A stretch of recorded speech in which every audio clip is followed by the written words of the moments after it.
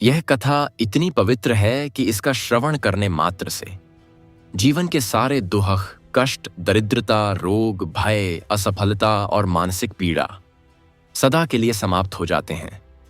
जो व्यक्ति गुरुवार के दिन श्रद्धा और भक्ति से यह कथा सुनता या पढ़ता है, उसके घर में सदा सुख, संपत्ति, संतान सुख और लक्ष्मी का निवास होता है। भगवान विष्णु स्वयं उसके रक्षक बनते हैं और माता लक्ष्मी उसके घर की अधिष्ठात्री बन जाती हैं। गुरुवार व्रत का महत्व पुराणों में कहा गया है, गुरुवारे विष्णु पूज्यः पीतवस्त्रधरः प्रभु। अर्थात गुरुवार का दिन भगवान विष्णु को समर्पित है, जो पीतवर्ण वस्त्र धारण करते हैं और जिनके संग माता लक्ष्मी सदा विराजती हैं। इस व्रत के प्रभाव से मनुष्य को धन, ज्ञान, यश, संतान सुख और मोक्ष की प्राप्ति होती है। यह व्रत न केवल भौतिक सुख देता है, बल्कि आत्मा को भी शांति प्रदान करता है। कथा का आरंभ। एक भक्त का जीवन। बहुत प्राचीन काल में वेदों और ऋषियों के युग में एक छोटा सा नगर था, विष्णुपुर। वहां एक निर्धन ब्राह्मण रहता था, जिसका नाम था देवराम। देवराम अत्यंत धर्मनिष्ठ, सत्यवादी और दयालु था। उसका जीवन कठिन था, परंतु उसके मुख पर सदा एक दिव्य मुस्कान रहती थी।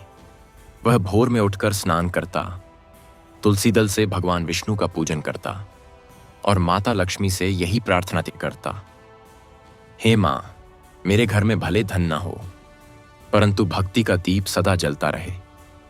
देवराम की पत्नी का नाम था सत्यवती। वह भी पतिव्रता और शांत स्वभाव की थी। दोनों मिलकर गुरुवार का व्रत करते, भोजन में केवल पीले अन्न का सेवन करते और निर्धनों को दान देते। परंतु एक समय ऐसा आया जब उनकी परीक्षा का काल आरंभ हुआ। अन्न समाप्त हो गया, ऋण बढ़ गया और घर में घोर दरिद्रता छा गई। फिर भी देवराम ने कहा, सत्यवती, जो दिन विष्णु का है, उस दिन दुख का विचार कैसा? जब तक हम गुरुवार का दीप जलाते रहेंगे, भगवान हमारी परीक्षा ही लेंगे, त्याग नहीं। देवताओं की सभा और विष्णु की करुणा। बैकुंठ लोक में माता लक्ष्मी और भगवान विष्णु विराजमान थे। माता ने कहा, प्रभु, धरती पर एक ब्राह्मण है, देवराम, जो भूखा रहकर भी आपका व्रत करता है, परंतु उसकी दशा अत्यंत दयनीय है। भगवान विष्णु मुस्कुराए, देवी, उसकी भक्ति मुझे ज्ञात है। उसकी परीक्षा अब पूर्ण होने को है। मैं स्वयं पृथ्वी पर जाकर देखूंगा कि उसकी श्रद्धा में कितना विश्वास है। और उसी रात भगवान विष्णु ने एक वृद्ध ब्राह्मण का रूप धारण किया और पृथ्वी पर प्रकट हुए। गुरुवार व्रत का विधान। कथा प्रारंभ करने से पहले भक्त को एक प्रातःकाल स्नान करना चाहिए, 2 पीले वस्त्र धारण करने चाहिए, 3 तुलसी दल, पीले पुष्प और पीले अन्न से पूजा करनी चाहिए।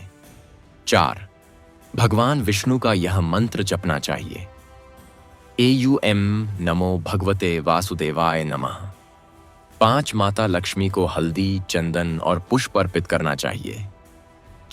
6 दीपक में घी का प्रयोग करना चाहिए। कथा समाप्त होने पर जल और तुलसी का सेवन करें और अंत में यह संकल्प लें, हे विष्णु, हे लक्ष्मी माता, जैसे आपने देवराम को सुख, शांति और समृद्धि दी, वैसे ही मेरे घर से भी दुख, भय और दरिद्रता सदा के लिए दूर करें। कथा का फल। शास्त्रों में कहा गया है, गुरुवारे विष्णु कथा श्रवणम यह करोति भक्तितः सजीवन मुक्तो भवति तस्य दुःखम न विद्यते। अर्थात जो व्यक्ति गुरुवार के दिन श्रद्धा से विष्णु कथा सुनता है, वह जीवित रहते ही मुक्ति का अनुभव करता है और उसके जीवन से दुख सदा के लिए मिट जाते हैं। कथा का संदेश। यह कथा केवल सुनने के लिए नहीं, जीवन में अपनाने के लिए है। देवराम का जीवन यह सिखाता है कि जब तक मनुष्य की आस्था स्थिर है, तब तक ईश्वर कभी मौन नहीं रहते। भगवान विष्णु और माता लक्ष्मी केवल धन के नहीं, बल्कि धैर्य, विश्वास और भक्ति के देवता हैं। जो उन पर अटूट विश्वास रखता है, उसका जीवन सदैव उज्जवल रहता है। प्रारंभिक श्लोक। जय श्री हरि, जय लक्ष्मी माता, भक्त की रक्षा कर दो नाथा। गुरुवार कथा जो सुमिरन करे, उसका मन सदा आनंद भरे। भाग 1। देवराम का निर्धन जीवन और विष्णु भगवान का प्रथम संकेत। यह कथा प्राचीन काल की है, जब पृथ्वी पर सत्य, धर्म और भक्ति का प्रकाश धीरे धीरे क्षीण हो रहा था। मनुष्य धन और स्वार्थ में लिप्त हो चुका था और ईश्वर भक्ति केवल शब्दों में रह गई थी। परंतु ऐसे ही अंधकार के समय में कुछ भक्त अपने दीपक से समस्त युग को प्रकाशित करते हैं। यह कथा ऐसे ही एक भक्त देवराम की है, जिसने निर्धनता में भी भगवान विष्णु और माता लक्ष्मी का नाम नहीं छोड़ा, जिसकी सच्ची श्रद्धा ने ईश्वर को धरती पर उतरने को बाध्य किया। विष्णुपुर नगरी और देवराम का जीवन। बहुत समय पहले हिमालय की तलहटी में विष्णुपुर नामक एक छोटी सी नगरी थी। वहां के लोग सरल, सच्चे और कर्मनिष्ठ थे। ग्राम के मध्य एक छोटा मंदिर था, भगवान विष्णु का, जिसके सामने हर गुरुवार को पीला दीपक जलाया जाता था। उसी नगर में एक निर्धन ब्राह्मण रहता था, देवराम। उसका घर मिट्टी का था। दरवाजे के ऊपर तुलसी का पौधा लहराता था और अंदर एक दीपक सदा जलता रहता था। देवराम अपने पिता से विरासत में केवल 2 चीजें लेकर आया था, एक पुरानी तुलसी माला और अटूट विश्वास। उसकी पत्नी थी सत्यवती, जो पतिव्रता और धर्मनिष्ठा की मूर्ति थी। दोनों दिन भर मेहनत करते, परंतु जो कुछ मिलता वह दूसरों को बांट देते। घर में अन्न नहीं पर भक्ति थी, धन नहीं पर संतोष था, संपत्ति नहीं पर एक दूसरे का सहारा था। गुरुवार का पवित्र दिन। हर गुरुवार को देवराम प्रातःकाल उठता, नदी में स्नान करता, पीले वस्त्र धारण करता और भगवान विष्णु के मंदिर जाता। वहां जाकर सबसे पहले दीपक जलाता और कहता, हे विष्णु, हे लक्ष्मी माता, मेरे घर में भले धन ना हो, परंतु यह दीपक आपकी भक्ति से कभी न बुझे। फिर वह तुलसी दल चढ़ाकर भजन गाता, जय श्री हरि नारायण स्वामी, 3 जनों के तू रखवाले। लोग कहते, देखो निर्धन देवराम, जिसके पास रोटी नहीं, फिर भी हर सप्ताह दीपक जलाने आता है। पर देवराम मुस्कुराकर कहता, जिनके पास विश्वास है उनके पास सब कुछ है। पहली परीक्षा का आरंभ। एक दिन नगर में भयंकर अकाल पड़ा। बादल नहीं बरसे, फसलें सूख गईं।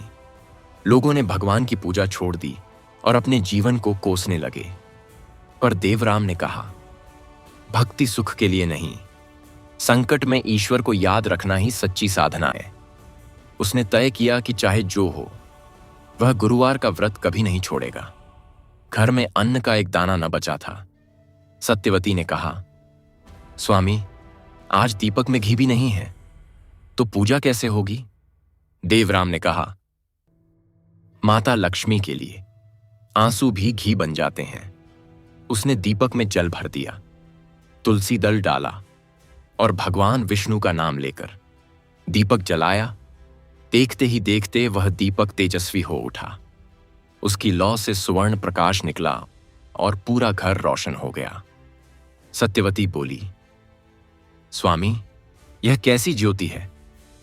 देवराम मुस्कुराया, यह भगवान विष्णु का प्रथम संकेत है कि भक्ति के दीप को कोई नहीं बुझा सकता।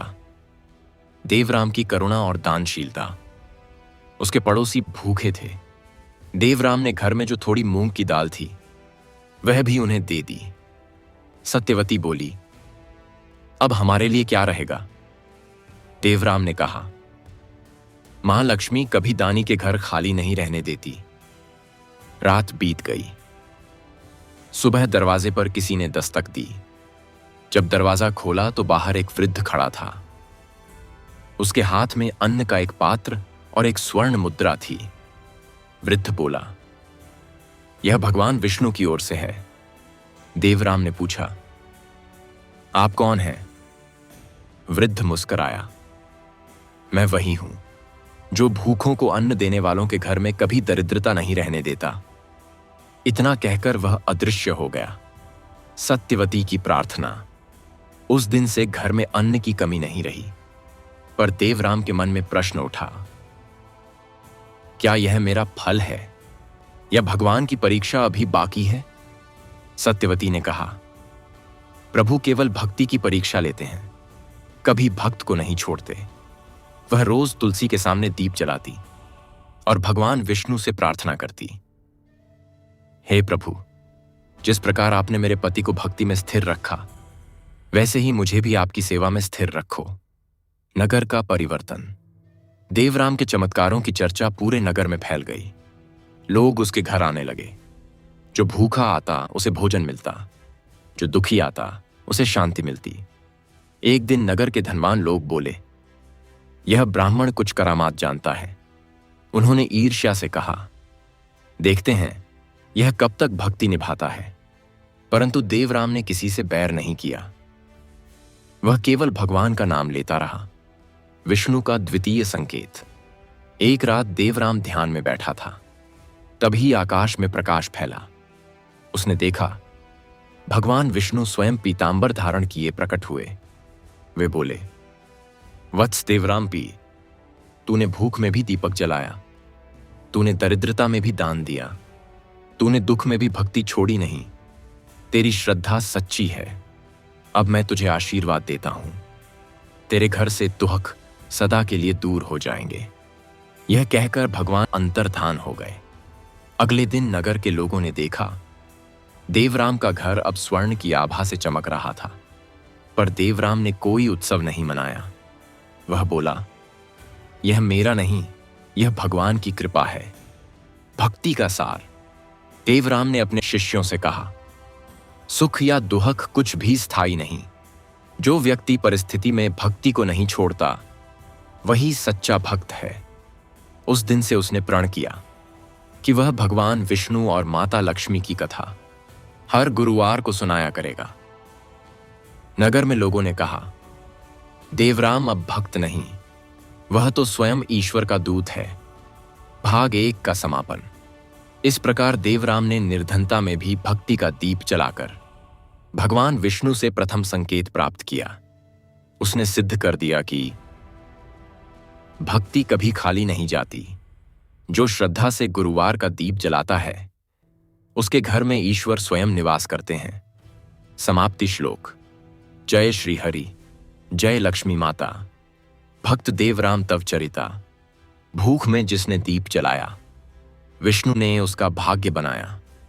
गुरुवार कथा जो भाव से गावे, जीवन में दुहक न कभी पावे। भाग 2। माता लक्ष्मी की परीक्षा और अन्न का दिव्य चमत्कार। यह अध्याय उस अद्भुत प्रसंग का वर्णन करता है जब भगवान विष्णु के आशीर्वाद के बाद भी माता लक्ष्मी स्वयं देवराम की परीक्षा लेने पृथ्वी पर आती हैं। क्योंकि जहां श्रद्धा होती है, वहां परीक्षा भी अवश्य होती है। यह कथा बताती है कि जब मनुष्य निस्वार्थ भक्ति करता है, तो स्वयं लक्ष्मी उसके द्वार पर आती हैं। कथा का प्रारंभ। भगवान विष्णु के दर्शन के पश्चात देवराम और सत्यवती का जीवन शांति और आनंद से भर गया। घर में अन्न की कभी कमी नहीं रही। परंतु देवराम ने उस धन का उपयोग केवल दूसरों की सहायता में किया। वह रोज निर्धनों को भोजन कराता, भूखों को अन्न देता और कहता, यह सब भगवान का प्रसाद है, मैं तो केवल सेवक हूं। सत्यवती भी हर गुरुवार को पीले वस्त्र पहनकर मंदिर जाती, दीपक जलाती और प्रार्थना करती, हे मां लक्ष्मी, मेरे पति की भक्ति कभी न डगमगाए। लक्ष्मी का मन में विचार। स्वर्गलोक में माता लक्ष्मी ने यह सब देखा। उनका हृदय प्रसन्न हुआ, पर उन्होंने भगवान विष्णु से कहा, प्रभु, देवराम सच्चा भक्त है, परंतु उसकी भक्ति की गहराई मैं स्वयं परखना चाहती हूं। क्योंकि धन आने के बाद मनुष्य का मन बदल जाता है। भगवान विष्णु मुस्कुराए, देवी, यह तेरी इच्छा है। जा, तू उसकी परीक्षा ले ले, पर ध्यान रहे, उसका हृदय सोने से भी निर्मल है। माता लक्ष्मी का पृथ्वी पर आगमन। एक दिन प्रातःकाल के समय जब देवराम तुलसी के सामने दीपक जला रहा था, तब एक वृद्धा उसके द्वार पर आई। वह फटे वस्त्रों में थी, चेहरा थका हुआ था और हाथ में खाली पात्र था। वृद्धा बोली, बेटा, 3 दिन से भूखी हूं, क्या मुझे अन्न मिल सकता है? देवराम ने बिना एक क्षण सोचे अपना पात्र उठा लिया और कहा, मां, मेरे घर में जो भी है वह तुम्हारा ही है। वह सारा अन्न उस वृद्धा को दे आया। सत्यवती ने आश्चर्य से कहा, स्वामी, अब हमारे लिए क्या बचेगा? देवराम ने शांत स्वर में कहा, जिस घर में भूख मिटाई जाती है वहां लक्ष्मी स्वयं निवास करती हैं। चमत्कार का आरंभ। वृद्धा मुस्कुराई और बोली, बेटा, क्या तू मुझे जल भी देगा? देवराम ने कहा, मां, तुलसी के पास रखा यह जल अमृत के समान है, इसे पियो। जैसे ही वृद्धा ने जल ग्रहण किया वह रूपांतरित हो गई।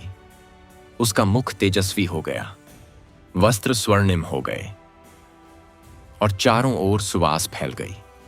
सत्यवती विस्मित होकर बोली, प्रभु, यह कौन है?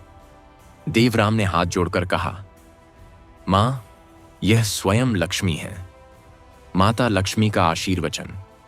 माता लक्ष्मी बोली, वत्स देवराम, तूने धन होने पर भी दान किया, सुख में भी विनम्र रहा और भक्ति में कभी ढील न दी। तेरा हृदय सोने से भी पवित्र है। अब सुन, मैं तुझे वर देती हूं। तेरे घर में सदा अन्न भरा रहेगा। तेरे द्वार से कोई भूखा नहीं जाएगा। जो गुरुवार को तेरे नाम से दीपक जलाएगा उसके घर में कभी दरिद्रता नहीं आएगी। देवराम ने भूमि पर सिर रखकर कहा, मां, यदि आप प्रसन्न हैं तो मुझे केवल एक वर दीजिए, मेरा मन सदा भक्ति में स्थिर रहे। लक्ष्मी मुस्कुराई, वत्स, यह वरदान तुझे मिल चुका है। यह कहकर वे अंतर्धान हो गईं। देवराम का विनम्र भाव।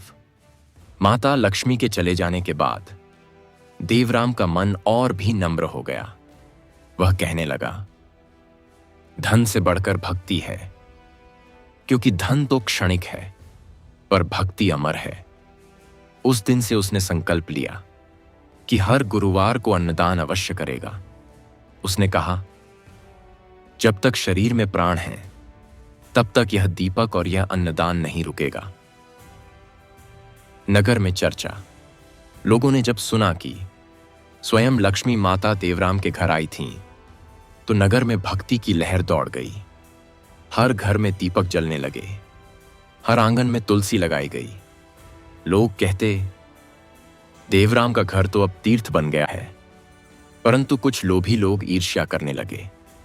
उन्होंने कहा, देवराम के पास अब अन्न और धन दोनों हैं, देखते हैं यह कब तक दान करता है। ईर्ष्यालु ब्राह्मण की योजना। नगर में एक और ब्राह्मण था, कुशधर। वह बाह्य रूप से तो विद्वान था, पर मन से लोभी और अहंकारी। उसने सोचा, यदि मैं देवराम की तरह दिखावा करूं तो लोग मुझे भी दान देंगे। उसने भी गुरुवार का व्रत आरंभ किया, पर उसका मन धन में लगा रहा। वह कहता, भगवान विष्णु तो सोने के हैं, उन्हें केवल स्वर्ण ही प्रसन्न करता है। लोगों ने उसकी कपट भक्ति को समझ लिया। धीरे धीरे उसका घर उजड़ गया। देवराम ने उसे देखा और कहा, भक्ति हृदय से होती है, सोने से नहीं। भगवान विष्णु का संकेत। रात्रि में जब देवराम ध्यान में लीन था तो भगवान विष्णु की वाणी सुनाई दी, वत्स देवराम, तूने केवल भक्ति ही नहीं, करुणा और सेवा का मार्ग दिखाया है। तेरे समान भक्त दुर्लभ हैं। अब तेरी कथा युगों तक कही जाएगी। जो इसे श्रद्धा से सुनेगा उसके घर में धन, अन्न और शांति का वास होगा। अन्न का चमत्कार। अगली सुबह जब सत्यवती ने अन्न पात्र खोला तो देखा, हर दिन जितना निकालती उतना ही अन्न उसमें पुनः भर जाता। वह चकित होकर बोली, स्वामी, यह कौन सा वरदान है? देवराम मुस्कुराकर बोला, यह वही है जो मां लक्ष्मी ने कहा था, तेरे घर में अन्न कभी कम ना होगा। लोग उस पात्र को देखने आते, पर उसमें कोई जादू नहीं, केवल आस्था थी, क्योंकि जहां विश्वास होता है वहां ईश्वर का वास होता है। भाग 2 का समापन। इस प्रकार माता लक्ष्मी ने देवराम की भक्ति की परीक्षा ली और उसे अन्न का चमत्कारिक वरदान दिया। देवराम ने सिद्ध कर दिया कि जो भूखे को भोजन देता है वह स्वयं ईश्वर को तृप्त करता है। उसका घर भक्ति का केंद्र बन गया, जहां आने वाला हर व्यक्ति संतोष और शांति लेकर जाता। समाप्ति श्लोक। जय जय श्री हरि लक्ष्मी माता। भक्त देवराम तव महिमा गाता, जिसने दीन को अन्न खिलाया, उस पर विष्णु ने स्नेह लुटाया। गुरुवार को कथा जो गावे, उसके घर सुख संपत्ति पावे। भाग 3। नगरवासियों की उपहास और विष्णु भगवान का प्रत्यक्ष दर्शन। इस अध्याय में उस समय का वर्णन है जब संसार ने भक्त देवराम की भक्ति पर संदेह किया। ईर्ष्यालु और अज्ञानी लोग उसके त्याग, उसकी श्रद्धा और दया की हंसी उड़ाने लगे। परंतु भगवान विष्णु ने यह दिखाया कि सच्ची भक्ति का उपहास करने वाला स्वयं विनाश को प्राप्त होता है। इस अध्याय में भगवान का प्रत्यक्ष दर्शन और नगर का परिवर्तन वर्णित है। कथा का प्रारंभ। समय बीतता गया। देवराम का घर अब संतोष, सेवा और भक्ति का केंद्र बन गया था। उसके आंगन में आने वाला हर व्यक्ति सुख, शांति और आशीर्वाद लेकर लौटता। लोग कहते, देवराम के घर में जो भी प्रवेश करता है उसकी विपत्ति मिट जाती है। परंतु संसार में ऐसे लोग भी होते हैं जो दूसरों के सुख में भी दुख खोज लेते हैं। कुछ धनी व्यापारी और कपटी ब्राह्मण देवराम की बढ़ती प्रतिष्ठा से ईर्ष्या करने लगे। वे कहते, यह तो कोई मायावी जादूगर है, निर्धन होकर भी हर दिन अन्न बांटता है, यह कैसे संभव है? ईर्ष्यालु लोगों का षड्यंत्र। एक दिन नगर के कुछ लोभी लोगों ने मिलकर देवराम को नीचा दिखाने की योजना बनाई। उन्होंने राजा के पास जाकर कहा, महाराज, एक ब्राह्मण है जो लोगों को भ्रमित कर रहा है। वह कहता है कि उसके घर में अन्न कभी समाप्त नहीं होता। यह असंभव है। शायद वह कोई तंत्र मंत्र जानता है। राजा ने कहा, यदि ऐसा है तो उसकी परीक्षा होनी चाहिए। उन्होंने दूत भेजा और आदेश दिया, देवराम को राज दरबार में बुलाया जाए।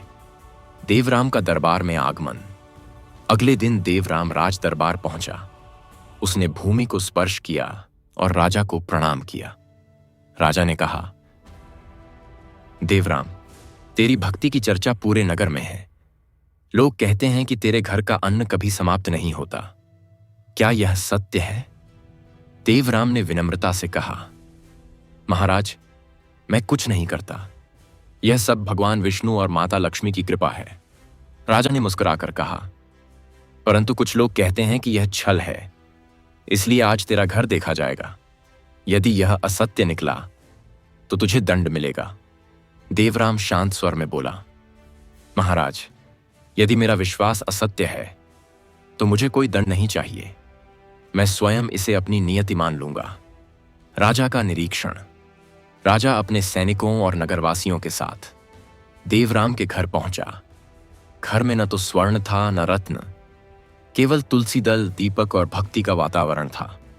राजा ने अन्न पात्र की ओर देखा। वह साधारण मिट्टी का पात्र था जो तुलसी के समीप रखा था। राजा ने कहा, इसे खोलो। सत्यवती ने विनम्रता से पात्र खोला। सबके आश्चर्य की सीमा न रही। वहां अन्न से भरा पात्र झिलमिला रहा था। उससे मधुर गंध निकल रही थी, जैसे उसमें देवताओं का भोजन रखा हो। राजा ने कहा, कल इसे फिर देखा जाएगा। उन्होंने सैनिकों को आदेश दिया, इस पात्र को मोम से बंद कर दो ताकि कोई इसे छू न सके। रात्रि बीत गई। सुबह राजा पुनः आया। पात्र खोला गया और सबने देखा कि वह पुनः अन्न से भरा हुआ है। राजा विस्मित होकर बोला, यह तो ईश्वर का चमत्कार है, ईर्ष्यालु जनों का उपहास। परंतु ईर्ष्यालु लोग बोले, यह तो मायाजाल है। किसी ने रात में इसमें अन्न डाल दिया होगा। राजा ने कहा, आज यह ब्राह्मण स्वयं अपने पात्र को हमारे सामने भरेगा। देवराम ने शांति से मुस्कुराया। उसने भगवान विष्णु का नाम लिया। एयूएम नमो भगवते वासुदेवाय। उसने खाली पात्र को उठाया, तुलसी दल उसमें रखा और दीपक की लौ को झुकाया। क्षण भर में वह पात्र स्वयं अन्न से भर गया। लोगों के नेत्र चकाचौंध हो गए। राजा ने कहा, यह भक्ति है, जादू नहीं। भगवान विष्णु का प्रत्यक्ष दर्शन। राजा ने देवराम से कहा, हे ब्राह्मण, तू तो धन्य है, पर क्या तू अपने ईश्वर को देख सकता है? देवराम ने नम्रता से कहा, महाराज, ईश्वर को देखने के लिए नेत्र नहीं, हृदय चाहिए। राजा बोला, यदि तेरी भक्ति सच्ची है तो मैं भी उन भगवान के दर्शन करना चाहता हूं। देवराम ने दीपक के सामने ध्यान लगाया, मंत्र छपा, एयूएम नमो भगवते वासुदेवाय। अचानक वायु सुगंधित हो उठी, आकाश में प्रकाश फैल गया और दरबार के मध्य स्वयं भगवान विष्णु प्रकट हुए। उनका रूप अतुलनीय था। पीतांबर धारण किए, 4 भुजाएं, करुणा से भरी दृष्टि, मुकुट में कौस्तुभ मणि और उनके चरणों से श्वेत कमल निकले। राजा और सभी लोग भूमि पर गिर पड़े। भगवान बोले, वत्स देवराम, जब भक्ति सच्ची होती है तब ईश्वर को रूप में आने की आवश्यकता नहीं होती, क्योंकि वह पहले से ही वहां होता है। राजा ने कांपते हुए कहा, प्रभु कृपा करें, मैंने संदेह किया, मुझे क्षमा करें। भगवान बोले, संदेह मनुष्य का स्वभाव है, पर जो सत्य को पहचान लेता है वही भक्त कहलाता है। यह कहकर भगवान विष्णु अंतर्धान हो गए। नगर का परिवर्तन। उस दिन से नगर के लोगों का मन बदल गया। सभी ने देवराम के चरणों में नमन किया। राजा ने घोषणा की, अब से प्रत्येक गुरुवार को राज्य में भक्ति पर्व मनाया जाएगा। जो निर्धन होगा उसे अन्न और वस्त्र देकर सहायता की जाएगी। नगर में हर घर में दीपक जलने लगे। हर आंगन में तुलसी की पूजा होने लगी। देवराम ने कहा, यह भगवान विष्णु की कृपा है। उन्होंने हमें केवल अन्न नहीं, भक्ति का अमृत दिया है। ईर्ष्यालु लोगों का पश्चाताप, वे लोग जिन्होंने देवराम का उपहास किया था, उनके हृदय में पश्चाताप हुआ। वे उसके पास आए और बोले, हे ब्राह्मण, हमें क्षमा कर दो, हमने तेरी भक्ति की हंसी उड़ाई। देवराम ने कहा, मैं कौन होता हूं क्षमा देने वाला? जाओ, ईश्वर से क्षमा मांगो। सच्ची क्षमा वहीं से मिलती है। वे सभी मंदिर गए, दीपक जलाया और उसी दिन से उनके जीवन में सुख लौट आया। भगवान विष्णु का दिव्य संदेश। रात्रि में देवराम ध्यान में बैठा था। तभी आकाश से वाणी आई, वत्स देवराम, तूने न केवल भक्ति दिखाई बल्कि संसार को सत्य का मार्ग दिखाया। अब तेरी कथा युगों तक कही जाएगी। जो तेरे नाम से यह दीप जलाएगा उसके जीवन से अंधकार सदा के लिए मिट जाएगा। भाग 3 का समापन। इस प्रकार देवराम ने उपहास और संदेह की अग्नि में अपनी भक्ति की सच्चाई सिद्ध की। भगवान विष्णु के प्रत्यक्ष दर्शन ने संपूर्ण नगर का हृदय बदल दिया। सत्यवती और देवराम अब केवल भक्त नहीं बल्कि भक्ति के प्रतीक बन गए। कहा गया है, जो गुरुवार के दिन यह कथा सुनता है उसके हृदय का संशय मिट जाता है और उसका घर भगवान विष्णु के आशीर्वाद से प्रकाशमान हो जाता है। समाप्ति श्लोक। जय श्री हरि, जय लक्ष्मी माता। देवराम भक्त तव महिमा गाता, जिनके उपहास सहा पर न डोले। विष्णु ने दर्शन देकर मन खोले। गुरुवार कथा जो भाव से गावे, उसके घर दुहख न कबहू पावे। भाग 4। राज दरबार में देवराम की अग्नि परीक्षा और धर्म का चमत्कार। इस अध्याय में भक्त देवराम की वह अनारता और अग्निपरीक्षा वर्णित है जिसमें उसे केवल अपने विश्वास, धर्म और सत्य के बल पर स्वयं को निर्दोष सिद्ध करना पड़ा। यह वह प्रसंग है जब लोभ, अहंकार और अधर्म ने सत्य की अग्नि को बुझाने का प्रयास किया, परंतु भगवान विष्णु और माता लक्ष्मी ने भक्त की रक्षा कर धर्म की विजय कराई। कथा का आरंभ। देवराम के चमत्कार और भगवान विष्णु के प्रत्यक्ष दर्शन के बाद पूरा नगर भक्ति में लीन हो गया था। हर घर में दीपक जलने लगे, हर आंगन में तुलसी की सुगंध फैलने लगी। राजा भोजसेन ने स्वयं घोषणा की, अब से हर गुरुवार को राज्य में अन्नदान और कथा का आयोजन होगा। देवराम को नगर का धर्म गुरु घोषित किया गया।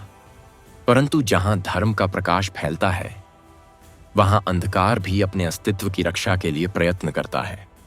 कुछ लोभी मंत्री और व्यापारी देवराम की बढ़ती प्रतिष्ठा से असंतुष्ट हो उठे। षड्यंत्र की शुरुआत। राजा के दरबार में एक मंत्री था, वामन शठ। वह अत्यंत चालाक परंतु हृदय से ईर्ष्यालु था। उसने सोचा, जब तक यह ब्राह्मण राजा का प्रिय है, मेरी महत्ता घटती रहेगी। उसने कुछ धनलोलुप लोगों को संगठित किया और राजा के कान में कहा, महाराज, देवराम के चमत्कार केवल भ्रम हैं। वह राज्य की संपत्ति अपने नाम कर रहा है। लोग उसे ईश्वर मानने लगे हैं। कहीं ऐसा ना हो कि एक दिन वह आपके विरोध में खड़ा हो जाए। राजा भोला था। वह बोला, यदि ऐसा है तो प्रमाण चाहिए। वामन शठ ने कहा, प्रमाण कल मिल जाएगा। धन का प्रलोभन और देवराम का त्याग। अगले दिन राजा भोजसेन ने देवराम को दरबार में बुलाया। देवराम आया, भूमि को प्रणाम किया। राजा ने कहा, हे देवराम, राज्य के लोग कहते हैं कि तू देवतुल्य है। मैं तुझे यह स्वर्ण मुद्राओं का पात्र देता हूं, इसे स्वीकार कर। देवराम ने नम्रता से कहा, महाराज, यह धन मेरी भक्ति को कमजोर करेगा। यह तो माता श्री लक्ष्मी की अमानत है। इसे निर्धनों के अन्न भंडार में भेज दीजिए। राजा ने कहा, परंतु तू इसे दान क्यों नहीं रखता? क्या धन अपवित्र है?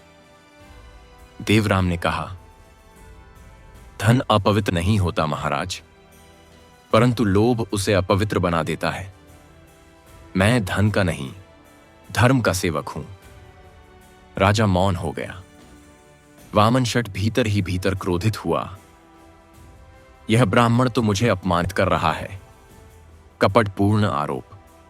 कुछ दिनों बाद वामन शठ ने अपनी योजना रची। उसने रात में राजकोष से कुछ स्वर्ण मुद्राएं निकालकर देवराम के घर के बाहर डाल दी। सुबह उसने राजा से कहा, महाराज, आपके स्वर्ण का कुछ भाग चोरी हो गया है और वह सब देवराम के घर के बाहर मिला है। राजा क्रोधित हो उठा। उसने सैनिक भेजे, देवराम को गिरफ्तार करो। सैनिकों ने जाकर देखा, वास्तव में देवराम के द्वार पर कुछ स्वर्ण मुद्राएं पड़ी थीं। देवराम ने आश्चर्य से कहा, मैंने इन्हें कभी नहीं देखा, यह मेरे लिए व्यर्थ हैं। परंतु सैनिकों ने उसे बांध लिया और राज दरबार में ले गए। दरबार में अपमान। राजा ने कठोर स्वर में कहा, देवराम, यह क्या किया तूने? राज्य के कोष की चोरी। तुझसे यह अपेक्षा न थी। देवराम ने शांत स्वर में कहा, महाराज, मैं न तो स्वर्ण का लोभी हूं, न किसी का धन ले सकता हूं। मैं तो केवल भगवान विष्णु का नाम जानता हूं। वामन शठ ने कहा, यदि तेरी भक्ति सच्ची है तो अग्नि में प्रवेश कर सिद्ध कर कि तू निर्दोष है। राजा ने कहा, देवराम, धर्म की रक्षा के लिए यह अग्नि परीक्षा आवश्यक है। अग्नि परीक्षा का क्षण। दरबार के प्रांगण में विशाल अग्निकुंड सजाया गया। राजा, मंत्री, सैनिक, नगरवासी सब एकत्र हुए। सत्यवती कांपते हुए बोली, स्वामी, यह कैसी परीक्षा? देवराम ने शांत भाव से कहा, धर्म का मार्ग सरल नहीं होता। यदि मैं सत्य हूं तो अग्नि भी मुझे नहीं जला सकेगी। उसने भगवान विष्णु का स्मरण किया। नमो भगवते वासुदेवाय। वह निर्भय होकर अग्निकुंड में प्रवेश कर गया। लोगों ने श्वास रोक ली। चारों ओर अग्नि भभक उठी। आकाश लालिमा से भर गया। चमत्कार का प्रकट होना। कुछ क्षणों बाद जब अग्नि शांत हुई तो सबने देखा देवराम अग्नि में नहीं जला, बल्कि उसके चारों ओर स्वयं भगवान विष्णु खड़े थे, जिनके करकमलों से शीतल जल टपक रहा था। भगवान बोले, वत्स देवराम, जब सत्य जलता है तब अग्नि भी ठंडी पड़ जाती है। यह परीक्षा तेरी नहीं, संसार की थी। अब धर्म की विजय हो। वामन शठ भय से कांप गया। उसका मुख काला पड़ गया। भगवान ने कहा, जो कपट करता है वह अपने ही जाल में फंसता है। क्षण भर में वामन शठ अचेत होकर गिर पड़ा। राजा ने भूमि पर गिरकर क्षमा मांगी। प्रभु, मैंने संदेह किया, मुझे क्षमा करें। भगवान बोले, राजन, संदेह भी तब तक पाप नहीं जब तक वह सत्य की ओर ले जाए। अब धर्म की रक्षा तेरे हाथों में है। धर्म की विजय। भगवान विष्णु के अंतर्धान होते ही आकाश में पुष्प वृष्टि होने लगी। मंदिरों के घंटे बज उठे और लोगों ने एक स्वर में गाया, जय श्री हरि, जय देवराम भक्त। राजा ने कहा, अब से देवराम राज्य का धर्मगुरु ही नहीं, बल्कि धर्म का स्तंभ होगा। उसके नाम से हर गुरुवार को दीपक जलाया जाएगा। नगर में आनंद फैल गया।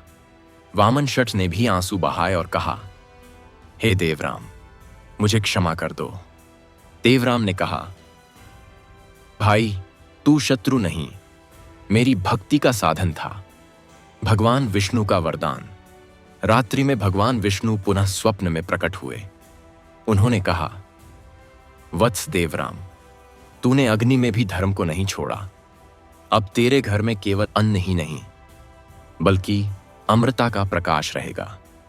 जो इस कथा को सुनेगा उसके पाप भस्म हो जाएंगे, और जो इस कथा को दूसरों को सुनाएगा वह मोक्ष प्राप्त करेगा।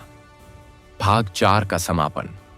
इस प्रकार देवराम ने अपनी अग्नि परीक्षा में सत्य, धर्म और भक्ति की विजय सिद्ध की। उसने यह प्रमाण दिया कि भक्ति का दीप जब ईश्वर के नाम से जलता है तब कोई अग्नि उसे बुझा नहीं सकती। राज्य में धर्म का राज्य स्थापित हुआ और लोगों ने जाना कि ईश्वर केवल पूजन में नहीं, बल्कि सत्य में निवास करते हैं। समाप्ति श्लोक। जय श्री हरि, जय लक्ष्मी माता। भक्त देवराम तव लीला गाता। अग्नि में भी सत्य चमकाया। धर्म का दीपक सदा जलाए पाता आगे लिया। गुरुवार कथा जो मन से गावे उसके जीवन में सुख ही पावे। भाग 5। विष्णु भगवान का दिव्य चमत्कार और माता लक्ष्मी का आशीर्वाद। यह अध्याय भक्त देवराम के जीवन के उस अद्भुत प्रसंग को प्रकट करता है जब अग्नि परीक्षा के बाद भगवान विष्णु और माता लक्ष्मी ने संसार के सामने यह सिद्ध किया कि सच्ची भक्ति केवल शब्द नहीं, वह भगवान के साक्षात स्वरूप को धरती पर उतार सकती है। इस भाग में ईश्वर की करुणा, भक्त की विनम्रता और धर्म के प्रसार की कथा वर्णित है। कथा का प्रारंभ। राज दरबार में अग्नि परीक्षा के चमत्कार के बाद सारा नगर देवराम का गुणगान करने लगा। हर घर में दीपक जलने लगे। हर द्वार पर तुलसी रखी गई। राजा भोजसेन स्वयं प्रतिदिन देवराम के चरणों में नमन करने आने लगा। देवराम ने कहा, महाराज, मैं कोई ईश्वर नहीं, मैं तो केवल उनका सेवक हूं। मेरी पूजा न करें, बल्कि भगवान विष्णु और माता लक्ष्मी की आराधना करें। राजा ने कहा, परंतु तेरे बिना हमने ईश्वर को कैसे जाना होता? देवराम मुस्कुराया, जब तक मनुष्य स्वयं दीपक नहीं जलाता तब तक सूर्य का प्रकाश भी व्यर्थ है। भक्ति की गूंज चारों दिशाओं में। देवराम के चमत्कारों की कथा दूर दूर तक फैल गई। लोग तीर्थों से यात्रा करके उसके दर्शन के लिए आने लगे। कोई पुत्र प्राप्ति के लिए, कोई रोग मुक्ति के लिए, कोई दरिद्रता के निवारण के लिए। पर देवराम सबको यही कहता, मैं कुछ नहीं देता, जो भी मिलता है वह भगवान विष्णु और माता लक्ष्मी की कृपा से मिलता है। लोग कहते, देवराम के द्वार से कोई खाली नहीं लौटता। माता लक्ष्मी का पुनः अवतरण। स्वर्गलोक में माता लक्ष्मी अपने पति भगवान विष्णु के साथ बैठी थीं। उन्होंने कहा, प्रभु, भक्त देवराम ने अब केवल अपनी आत्मा ही नहीं बल्कि पूरे नगर को भक्त बना दिया है। परंतु मैं देख रही हूं कि कुछ लोग उसकी भक्ति के नाम पर धन संग्रह करने लगे हैं। क्या अब हमें पृथ्वी पर जाकर उन्हें सच्चे धर्म का अर्थ नहीं बताना चाहिए? भगवान विष्णु बोले, देवी तेरे शब्द सत्य हैं। चलो आज हम दोनों उसके घर चलें और देखें कि उसका हृदय अब भी वैसा ही निर्मल है या नहीं। उस रात दोनों धरती पर अवतरित हुए। उनके तेज से पूरा नगर उज्जवल हो उठा। देवराम की परीक्षा। रात्रि के समय जब देवराम भजन कर रहा था, तब्दी द्वार पर दस्तक हुई। सत्यवती ने पूछा, कौन है? बाहर से मधुर स्वर आया, हम यात्री हैं, रात अंधेरी है, क्या हमें आश्रय मिलेगा? देवराम ने तुरंत द्वार खोला। उसने देखा, एक वृद्ध पुरुष और एक तेजस्विनी स्त्री खड़े हैं। उनके पैरों में धूल थी, पर उनके मुख पर दिव्य प्रकाश था। देवराम ने कहा, यह तो सौभाग्य है कि मेरे द्वार पर अतिथि आए हैं। उसने दोनों को अंदर लाकर आसन दिया, पानी से पैर धोए और अपनी पत्नी से कहा, सत्यवती, जो भी अन्न बचा है वह अतिथियों को दे दो। सत्यवती बोली, पर आज अन्न नहीं, केवल जल है। देवराम मुस्कुराया, तो जल ही अमृत बन जाएगा। ईश्वर का रूपांतरण। वृद्ध पुरुष ने कहा, वत्स, तू भूखा रहकर भी हमें भोजन दे रहा है, क्या तू हमें पहचान नहीं पा रहा? देवराम ने विनम्रता से कहा, आप मेरे अतिथि हैं, मेरे लिए यही पर्याप्त है। पहचानना मेरा अधिकार नहीं, सेवा मेरा धर्म है। क्षण भर में वह वृद्ध पुरुष और स्त्री अपने दिव्य स्वरूप में परिवर्तित हो गए। वहां भगवान विष्णु और माता लक्ष्मी तेज के मध्य प्रकट हुए। सत्यवती और देवराम भूमि पर गिर पड़े। आकाश में वीणाएं बज उठीं, पुष्प वृष्टि होने लगी। भगवान बोले, वत्स देवराम, तूने भक्ति की परिभाषा बदल दी। तूने यह सिद्ध किया कि ईश्वर केवल मंदिरों में नहीं, प्रत्येक अतिथि के रूप में निवास करते हैं। भगवान विष्णु का चमत्कार। भगवान ने अपने करकमलों से आशीर्वाद देते हुए कहा, आज मैं तुझे एक वरदान देता हूं। जब भी कोई गुरुवार के दिन पीले वस्त्र धारण करके यह कथा सुनेगा, उसके घर में मेरी उपस्थिति साक्षात होगी। उसकी दरिद्रता मिटेगी, संतान सुख मिलेगा और उसके परिवार में कभी रोग नहीं रहेगा। फिर भगवान ने अपने हाथ से देवराम को एक पीतांबर दिया। उसके स्पर्श से देवराम का शरीर स्वर्ण सा चमक उठा। माता लक्ष्मी बोली, वत्स, मैं तेरे घर से कभी नहीं जाऊंगी। तेरे आंगन में जो दीपक जलता है वही मेरे निवास का संकेत होगा। जब तक यह दीपक जलेगा तब तक तेरे कुल में दरिद्रता का नाम नहीं रहेगा। सत्यवती का वरदान। फिर माता लक्ष्मी ने सत्यवती की ओर देखा और कहा, पुत्री, तूने पतिव्रता धर्म निभाया, कभी शिकायत नहीं की, सदा सेवा और विश्वास में लगी रही। इसलिए तुझे यह वर देती हूं, जो स्त्री गुरुवार के दिन पति सहित यह कथा सुनेगी, उसे सदा सौभाग्य और सुख मिलेगा। उसके घर में कभी कलह नहीं होगी। सत्यवती ने आंसुओं से कहा, मां, बस मेरे पति की भक्ति सदा स्थिर रहे। माता बोली, वत्स, यही तेरा सबसे बड़ा वरदान है। नगर में प्रकाश। जब भगवान विष्णु और माता लक्ष्मी अंतर्धान हुए तो नगर के लोग उस दिव्य प्रकाश से जाग उठे। उन्होंने देखा, देवराम के घर से किरणें निकल रही हैं जो पूरे नगर को आलोकित कर रही हैं। लोग वहां एकत्र हुए।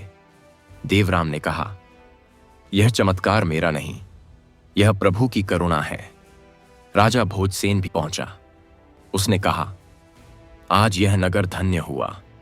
हम सब इस दिन को विष्णु लक्ष्मी दिवस कहेंगे। उस दिन से यह परंपरा आरंभ हुई कि प्रत्येक गुरुवार को हर घर में एक दीपक भगवान विष्णु और माता लक्ष्मी के नाम पर जलाया जाएगा। देवराम का विनम्र उपदेश। अगले दिन देवराम ने अपने शिष्यों को बुलाया। वह बोला, हे पुत्रों, याद रखो, चमत्कार का अर्थ यह नहीं कि हम ईश्वर बन गए। ईश्वर की शक्ति केवल उसी में आती है जो विनम्र और निस्वार्थ हो। जब तक मन में लोभ, अहंकार और संदेह है, तब तक भगवान दूर हैं, और जब मन में विश्वास, दया और त्याग है, तब भगवान पास हैं। उसने आगे कहा, गुरुवार का दीप केवल पूजा का दीप नहीं, यह भक्ति का प्रतीक है। जो इसे जलाता है वह अपने भीतर का अंधकार मिटाता है। भगवान विष्णु का अंतिम आशीर्वाद। रात्रि में जब देवराम ध्यान में था, आकाश से मधुर वाणी आई, वत्स देवराम, तेरा नाम अब संसार भक्ति का पर्याय होगा। तेरी कथा युगों तक सुनाई जाएगी।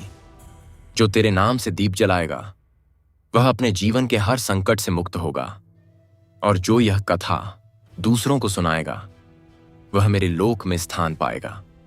भाग 5 का समापन।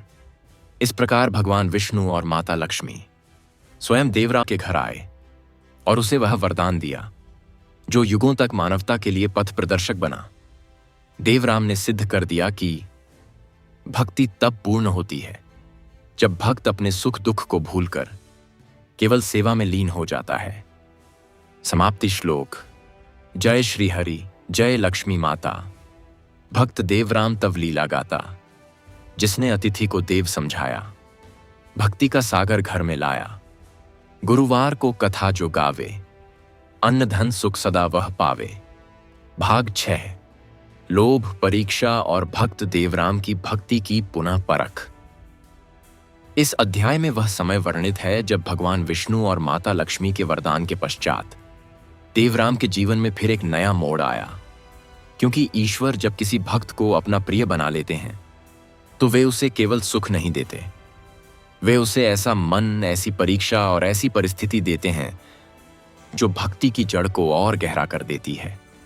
यह कथा उस समय की है जब संसार फिर से देवराम की सच्चाई की परीक्षा लेने लगा। कथा का प्रारंभ। भगवान विष्णु और माता लक्ष्मी के आशीर्वाद के पश्चात देवराम का घर सुख, शांति और समृद्धि से भर गया था। अन्न के पात्र कभी खाली नहीं होते, दीपक की लौ कभी बुझती नहीं, और घर में सदा तुलसी की सुगंध फैली रहती।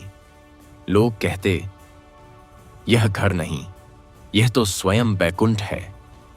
राजा भोजसेन भी प्रतिदिन वहां आता और भक्त देवराम के चरणों में बैठकर भक्ति के रहस्य पूछता। देवराम कहता, महाराज, भक्ति सोने की तरह है, जितना उसे तपाओ उतना वह चमकती है। परंतु कुछ लोग जो धर्म की आड़ में लोभ का व्यापार करते थे, उनके हृदय में फिर ईर्ष्या का अंकुर उगाया। भक्ति पर संशय।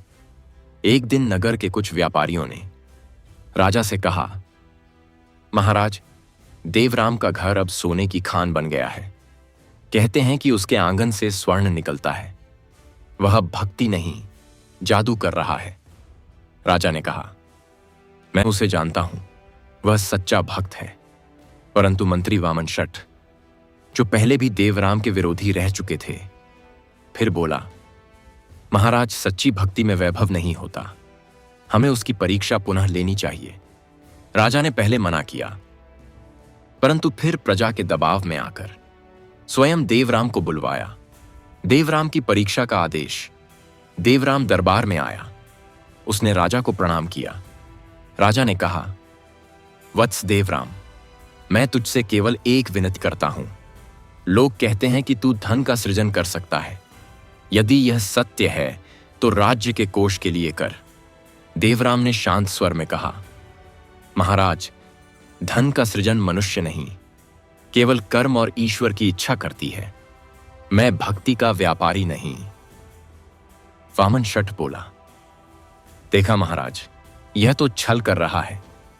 राजा बोला, देवराम, तेरी सच्चाई पर मुझे विश्वास है, परंतु लोक के लिए यह सिद्ध करना आवश्यक है। देवराम ने कहा, महाराज ठीक है, परंतु जो धन उत्पन्न होगा वह दान के लिए होगा, राजा के कोष के लिए नहीं। राजा ने कहा, ऐसा ही हो। अद्भुत परीक्षा। अगले दिन दरबार के प्रांगण में सैकड़ों लोग एकत्र हुए।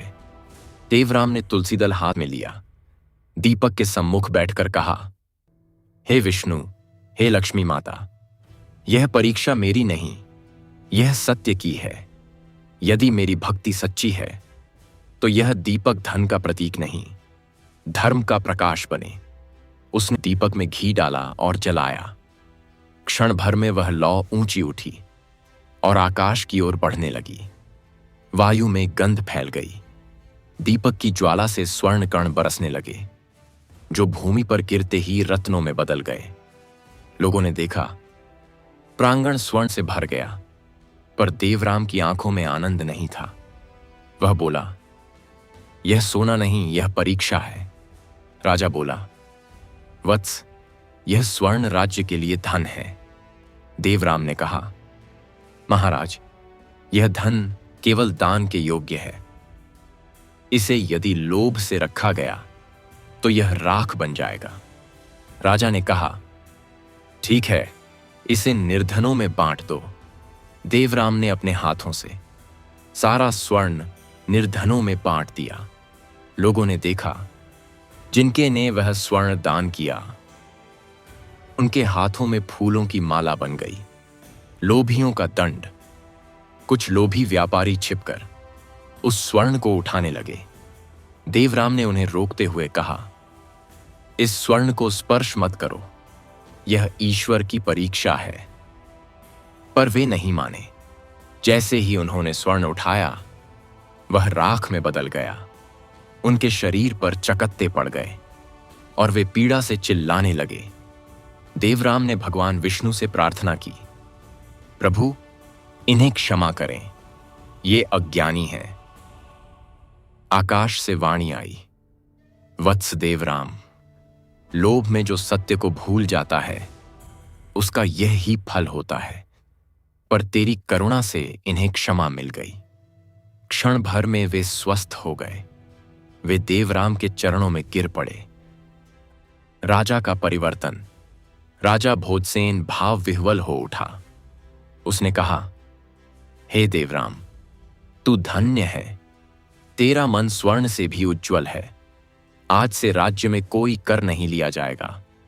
गुरुवार के दिन यह दिन केवल दान, सेवा और भक्ति का होगा।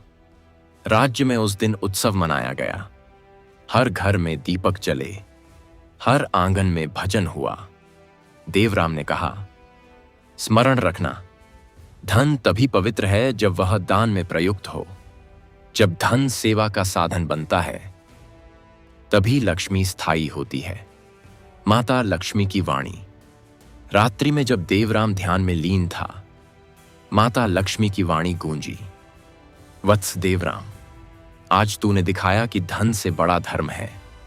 जो मेरे नाम पर लोभ करता है वह मुझसे दूर हो जाता है, पर जो धर्म के लिए धन छोड़ देता है, मैं सदा उसके घर में निवास करती हूं।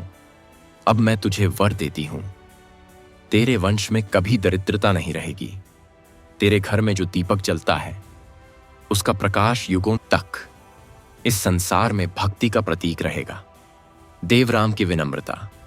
अगली सुबह जब लोग देवराम के पास पहुंचे, उन्होंने देखा कि उसका आंगन रत्नों से भरा था। लोग बोले, स्वामी, यह तो अमूल्य है। देवराम ने कहा, यह ईश्वर का प्रसाद है, जिसे मैं भूमि को अर्पित करता हूं।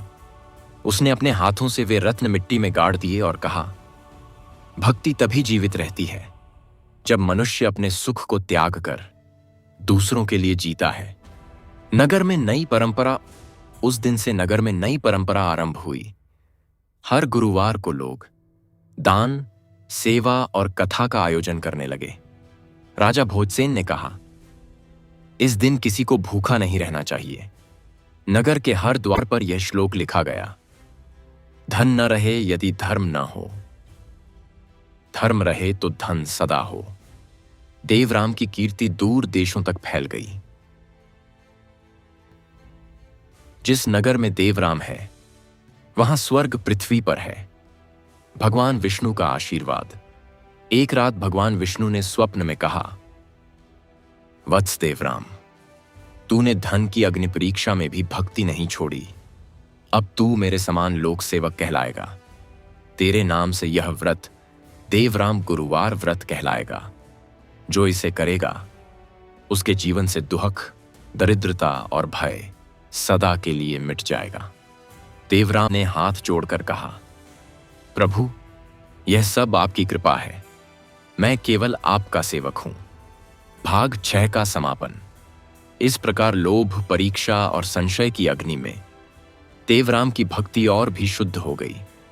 उसने सिद्ध कर दिया कि ईश्वर की परीक्षा में वही सफल होता है जो स्वयं को शून्य समझकर केवल विश्वास से जीता है।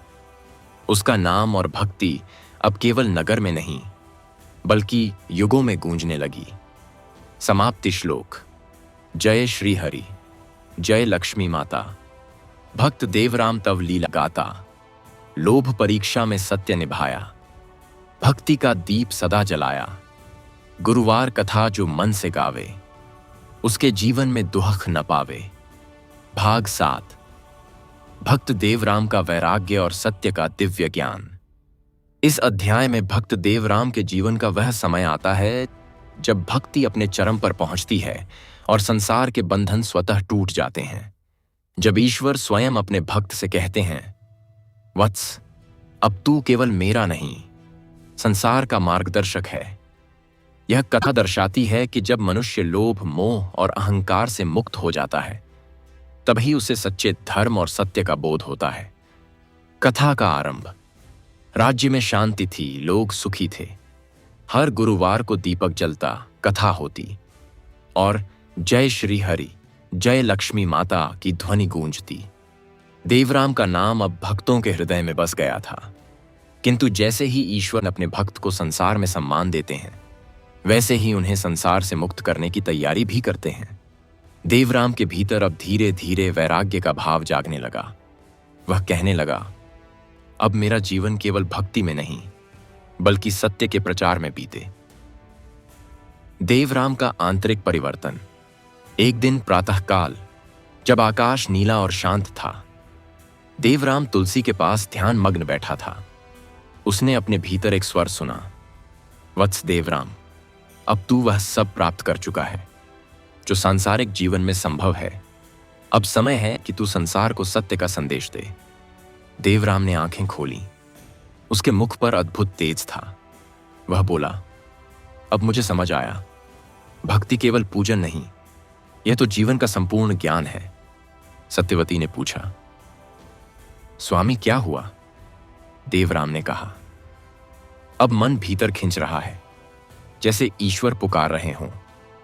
राजा भोजसेन से संवाद। देवराम राजमहल पहुंचा और राजा भोजसेन से बोला, महाराज, मैंने आपका राज्य धन्य होते देखा है, पर अब मेरा हृदय कहता है कि मुझे भक्ति का प्रसार नगरों से बाहर भी करना चाहिए। राजा ने कहा, पर हे गुरु, आपके बिना राज्य अधूरा लगेगा। देवराम ने कहा, राजन, सूर्य जब अस्त होता है तो केवल दिशा बदलता है, प्रकाश नहीं। मैं कहीं जाऊं पर ईश्वर की ज्योति सदा यहां रहेगी। राजा की आंखों से आंसू बह निकले। उसने कहा, गुरुदेव, कृपा करके कभी हमें न भूलना। देवराम मुस्कुराया। भक्ति का दीप जब हृदय में जलता है तब दूरी का कोई अर्थ नहीं रहता। देवराम का त्याग और यात्रा का प्रारंभ। देवराम ने अपने घर में सत्यवती से कहा, हे प्राण, मैं अब यात्रारत होऊंगा। यह घर अब भगवान विष्णु और माता लक्ष्मी का है। तू इस दीपक को सदा जलाए रखना। सत्यवती की आंखें भर आईं, पर उसने कहा, स्वामी, जब तक यह दीपक जलता रहेगा मैं जानूंगी कि आप मेरे पास हैं। देवराम ने तुलसी को प्रणाम किया, भूमि को चूमा और अपनी यात्रा आरंभ की। उसके पग चलते जाते और जहां वह पहुंचता वहां भक्ति की धारा बहने लगती। पहाड़ी गांव में भक्ति का बीज। देवराम एक दिन पहाड़ों के बीच बसे एक छोटे गांव में पहुंचा। वहां के लोग कठोर परिश्रम करते, पर उनके जीवन में शांति नहीं थी। वहां धन था पर दया नहीं, वहां मंदिर थे पर भक्ति नहीं। देवराम ने एक वृक्ष के नीचे आसन लगाया, दीपक जलाया और तुलसी दल रखा। लोग उसके चारों ओर छुट गए। वह बोला, भक्ति केवल शब्द नहीं, यह जीवन की श्वास है। जब तुम किसी भूखे को भोजन देते हो, तब तुम भगवान को अन्न चढ़ाते हो। जब तुम किसी दुखी को सांत्वना देते हो, तब तुम स्वयं ईश्वर बन जाते हो। लोगों के हृदय पिघल गए। वहां पहली बार गुरुवार का दीप जलाया गया। वही दीपक धीरे धीरे देवराम दीप कहलाया। देवराम का वैराग्य बढ़ना। समय बीतता गया। देवराम अब नगरों से दूर वनों और पर्वतों में भक्ति का संदेश फैलाने लगा। उसने हर गांव में तुलसी लगवाई, हर घर में गुरुवार का दीप जलवाया। वह कहता, जब तक यह दीप जलेगा तब तक तुम्हारे घर में लक्ष्मी रहेगी। जब यह बुझ जाएगा तब समझना कि तुम्हारे मन में अंधकार आ गया है। एक दिन उसने आकाश की ओर देखकर कहा, प्रभु, अब मैं किसी सुख दुख में नहीं बंधा। आप मुझे जहां ले जाएं, वही मेरा धाम है। भगवान विष्णु का दर्शन। उस रात जब चांदनी पहाड़ों पर बिखरी हुई थी, देवराम ध्यान में लीन था। अचानक एक दिव्य प्रकाश फैला। भगवान विष्णु स्वयं प्रकट हुए। उनके साथ माता लक्ष्मी भी थीं। भगवान बोले, वत्स देवराम, तूने भक्ति को त्याग और वैराग्य से जोड़ा। तूने यह सिद्ध किया कि सच्चा भक्त वही है जो न प्राप्ति में गर्व करे, न हानि में शोक। माता लक्ष्मी बोली, वत्स, तूने संसार को भक्ति का मार्ग दिखाया। अब तू केवल मानव नहीं, मेरा प्रिय आत्मज है। देवराम की आंखों से आंसू बहने लगे। वह बोला, मां, अब मेरा जीवन सफल हुआ। भगवान विष्णु बोले, वत्स, अभी तेरा कार्य पूर्ण नहीं। तुझे एक स्थान पर जाकर धर्म की स्थापना करनी है। देवराम का धर्मस्थल निर्माण। भगवान के आदेशानुसार देवराम एक नदी तट पर पहुंचा। वहां उसने एक छोटी कुटिया बनाई और उसी स्थान पर विष्णु लक्ष्मी मंदिर की स्थापना की। उसने वहां भजन, कथा और अन्नदान की परंपरा आरंभ की। लोग दूर दूर से वहां आने लगे। वहां भूखा अन्न पाता, प्यासा जल और दुखी शांति। लोग कहते, देवराम का धाम वही है जहां हृदय निर्मल और मन शांत होता है। सत्यवती की भक्ति। उधर पुष्करपुर में सत्यवती अब भी प्रतिदिन दीपक जलाती रही। वह हर गुरुवार को कथा करती और कहती, जो यह दीपक जलाता है वह देवराम की भक्ति का भागी बनता है। एक दिन जब वह ध्यान में लीन थी, तभी आकाश से पुष्प बरसे। आवाज आई, सत्यवती, तेरा पतिव्रत धर्म अब पूर्ण हुआ। तू और देवराम शाश्वत लोक में मिलोगे। उसके चेहरे पर शांति फैल गई। वह मुस्कुराई और बोली, जय श्री हरि, जय देवराम। देवराम का सत्य ज्ञान। देवराम ने उसी क्षण अनुभव किया कि उसका जीवन अब पूर्ण हो चुका है। उसने अपने शिष्यों से कहा, अब मुझे कोई इच्छा नहीं। भक्ति ही परम सत्य है। जब तक मनुष्य मैं के मेरा से मुक्त नहीं होता, तब तक वह ईश्वर तक नहीं पहुंच सकता। उसने आंखें बंद की और कहा, प्रभु, मुझे अपने चरणों में स्थान दो। अचानक आकाश में संगीत गूंज उठा। फूलों की वर्षा हुई और देवराम ध्यानमग्न अवस्था में प्रकाश बनकर विलीन हो गया। भगवान विष्णु का वचन। आकाश से भगवान विष्णु की वाणी आई, वत्स, देवराम अब मेरे लोक में आया है। जो गुरुवार को उसकी कथा सुनेगा, उसका जीवन भक्ति से उज्जवल होगा। जो इसे श्रद्धा से पढ़ेगा, उसके घर में लक्ष्मी और शांति दोनों रहेंगी। भाग 7 का समापन। इस प्रकार भक्त देवराम ने संसार के लोभ, मोह और सम्मान से ऊपर उठकर वैराग्य और सत्य का ज्ञान प्राप्त किया। उसका जीवन यह सिद्ध करता है, भक्ति की अंतिम अवस्था ईश्वर में लय है और यही मनुष्य का परम लक्ष्य है।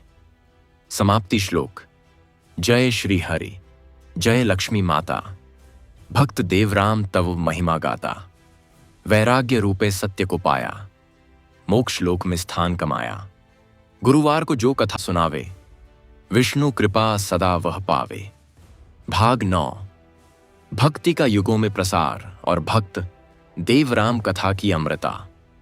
इस अध्याय में उस काल का वर्णन है जब भक्त देवराम की भक्ति केवल एक नगर तक सीमित न रही, बल्कि युगों, देशों और पीढ़ियों तक फैल गई। यह वह प्रसंग है जब भगवान विष्णु स्वयं इस कथा को सनातन भक्ति ग्रंथ घोषित करते हैं। यह भाग बताता है कि भक्ति का दीपक समय से नहीं, श्रद्धा से जलता है और देवराम की कथा सृष्टि के प्रत्येक कोने में गूंजती रहेगी। कथा का प्रारंभ। समय बीतता गया, वर्ष दशक में बदले, दशक युगों में, पर विष्णु लक्ष्मी धर्मस्थल का दीपक बुझा नहीं। लोग कहते, देवराम का दीपक अमर है। धीरे धीरे यह कथा गांव-गांव, नगर नगर में पहुंचने लगी। साधु संत इस कथा को लेकर यात्राएं करने लगे। जो जहां भी सुनाता, वहां भक्ति की नई लहर उठती। किसी ने कहा, यह कथा सुनने से संतान सुख मिलता है। किसी ने कहा, यह कथा सुनने से दरिद्रता मिटती है। परंतु सच्चे भक्त कहते, यह कथा सुनने से आत्मा पवित्र होती है। देवराम कथा का प्रथम प्रसार। देवराम के शिष्य विभानंद वृद्ध हो चले थे। उन्होंने अपने शिष्यों से कहा, अब समय है कि यह कथा केवल एक मंदिर तक न रहे, इसे संसार तक पहुंचना चाहिए। यही गुरुदेव का संदेश था। विभानंद ने 5 शिष्यों को दक्षिण, उत्तर, पूरब, पश्चिम और मध्य दिशाओं में भेजा। हर शिष्य के हाथ में तुलसी की शाखा और दीपक की ज्योति दी गई। उन्होंने कहा, जहां भी यह दीपक जलेगा, वहां देवराम की भक्ति जीवित रहेगी। उत्तर दिशा की कथा। उत्तर दिशा में गए शिष्य सुधाकर ने हिमालय की तलहटी में एक गांव बसाया। वहां लोग कठोर जलवायु में रहते, पर हृदयों में भय और संदेह था। सुधाकर ने उन्हें गुरुवार व्रत का महत्व बताया। लोगों ने पहली बार पीले वस्त्र पहनकर विष्णु लक्ष्मी की आराधना की। रात्रि में दीपक जला और चमत्कार हुआ। अगले दिन वर्षा हुई और वर्षों से सूखी भूमि हरी हो उठी। लोग बोले, देवराम की कथा ने धरती को जीवन दे दिया। दक्षिण दिशा का प्रसंग। दक्षिण दिशा में गए शिष्य भवेश समुद्र तट के पास पहुंचे। वहां एक नगर था जहां लोग केवल व्यापार में लगे रहते थे, भक्ति का नाम लेना भी व्यर्थ मानते। भावेश ने वहां गुरुवार की कथा आरंभ की। लोग पहले हंसे, पर बाद में सुने। एक दिन तूफान आया, जहाज डूबने लगे। भावेश ने मंदिर में दीप जलाया और भगवान विष्णु का नाम लिया। AUM नमो भगवते वासुदेवाय। तूफान शांत हो गया।